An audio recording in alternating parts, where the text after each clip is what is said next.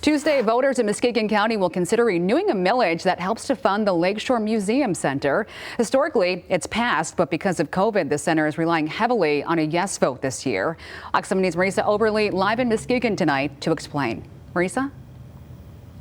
Yeah, Janice, the millage covers about 60% of the center's budget, with admission fees, grants, and donations making up the rest. But because of coronavirus, those other sources of income are at an all-time low, meaning the future of the center's sites could depend on a yes vote.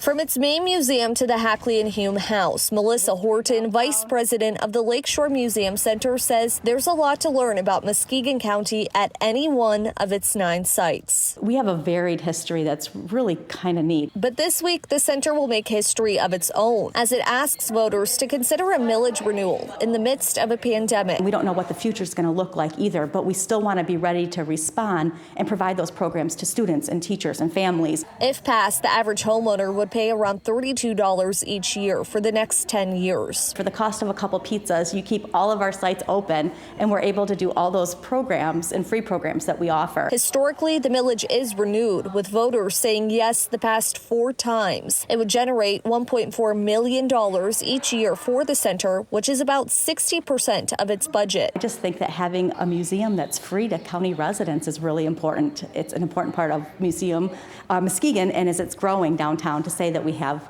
a museum for everybody to go to. The other 40% of the center's funding comes from admission fees, grants, and donations.